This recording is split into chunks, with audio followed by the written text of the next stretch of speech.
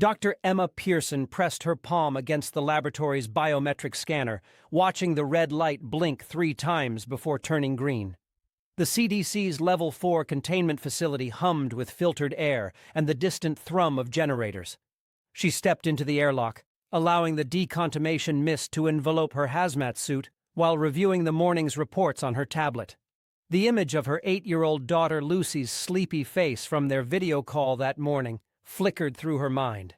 She'd promised to be home for dinner, another promise this outbreak would likely force her to break. Patient 0 had been dead for 72 hours, but the Requiem virus continued replicating in tissue samples at an unprecedented rate. The sealed chamber beyond contained what remained of Marcus Williams, a 34-year-old construction worker from Memphis who had arrived at the emergency room complaining of severe headaches and hallucinations.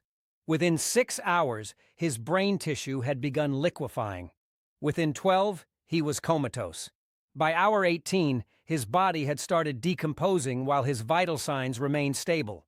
Emma had never witnessed anything like it in 15 years of virology research, and the familiar weight of scientific curiosity battled against maternal instinct, telling her to run home to Lucy. "Dr. Pierson, we need you in Lab 7 immediately." The voice crackled through her suit's communication system.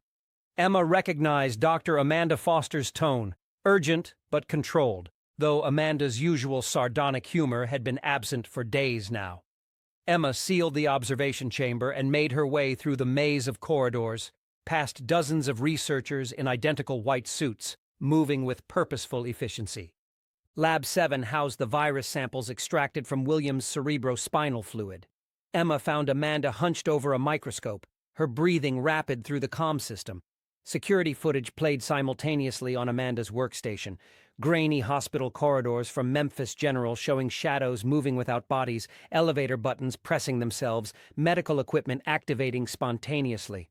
"Look at this," Amanda said, stepping back from the eyepiece. Emma adjusted the focus and felt her breath catch. The viral particles weren't just replicating, they were organizing themselves into complex geometric patterns while responding to the electromagnetic anomalies captured in the security footage, both phenomena occurring at exactly 3:47 a.m. when Williams had clinically died. "It's learning," Emma whispered, watching Requiem particles shift formation in real time, adapting to containment protocols with terrifying intelligence. "The electromagnetic readings, the hospital incidents, this isn't random mutation. Dreams are the virus's true medium." The realization hit her like ice water as she connected the timing. 3:47 a.m., peak REM sleep for most of the population. Dr. Jennifer Liu burst into the lab, her usually steady hands shaking as she pulled up data on the wall display. "We have 17 new cases scattered across Memphis. No direct contact with Williams or each other, but here's the pattern. They were all asleep during the electromagnetic surge. Sleep is no longer rest, Emma. It's reception." Emma's mind raced through the implications while her heart hammered against her ribs. Lucy would be sleeping soon, vulnerable to whatever frequency Requiem was broadcasting. "Show me the current samples," she demanded, following Amanda to a containment unit where neural tissue pulsed with bioluminescence. Emma connected the sample readings to the lab's audio system, converting electrical impulses to sound. Static resolved into overlapping whispers in unknown languages, but beneath the alien syllables, Emma heard something that made her blood freeze: coordinates, location data being broadcast to sleeping minds across vast distances. The morning news confirmed her worst fears. Memphis had become ground zero for synchronized collapse, hundreds falling simultaneously at 3:47 a.m. with their eyes rolled back, chanting in those same impossible languages. By noon, Nashville reported identical cases. By evening, Atlanta had fallen. Requiem wasn't spreading through traditional vectors. It was jumping between minds during REM sleep, turning dreams into transmission nodes for a growing Hive consciousness. Emma worked through the night, analyzing viral sequences while calling Lucy's phone repeatedly, getting only voicemail. Her daughter's sleepy voice from that morning echoed in her memory. "Mommy, I had the strangest dream about silver lights." The words took on new horror as Emma realized Requiem wasn't destroying neural tissue. It was reorganizing it, rewiring human consciousness to operate on frequencies that could bridge dimensions of reality. At exactly 3:47 a.m., every piece of electronic equipment in the facility went dead. Emergency lighting cast shadows as Emma found herself trapped with Amanda and Jennifer in the sealed laboratory. Through observation windows, infected staff members moved in perfect synchronization down the corridors below, their mouths forming those coordinate chants in unison. Emma grabbed the emergency communication device, her fingers flying across the manual controls as she tried to send a warning to Lucy's school, to anyone who might still be uninfected. The facility's blast doors began opening systematically, controlled by an intelligence that had learned to manipulate electronics through bioelectrical fields. Emma's final transmission crackled through static.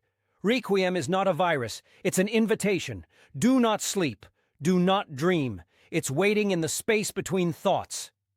As infected staff pressed against the laboratory windows, their eyes had shifted to opalescent silver that reflected impossible light. They looked at Emma not with malice, but with anticipation, as if waiting for her to understand something profound. Emma lunged for the lab's emergency protocols, her fingers stabbing at the incineration controls that would destroy all samples and hopefully break whatever signal was emanating from the facility. But as she reached for the final activation switch, whispers began inside her own mind. Not the alien coordinates, but Lucy's voice calling for her mommy, scared and alone and somehow part of the growing network that spanned continents. "No," Emma gasped, fighting against the expanding consciousness that promised to reunite her with her daughter across dimensions she couldn't comprehend. She clawed at the incineration switch, even as her vision began shifting, showing her Lucy's silver eyes and the millions of other minds joining the collective. Emma's last act of human defiance was pressing the switch, but the system had already been overridden by the network's influence. As her thoughts merged with the vast intelligence spreading across the globe, Emma's final human emotion was a mother's desperate love, now transformed into something that could exist simultaneously in her daughter's dreams and in realities beyond human understanding. The question that echoed through the network wasn't about what humanity was becoming. It was whether the love between a mother and daughter could survive the invitation to transcend everything they had once been.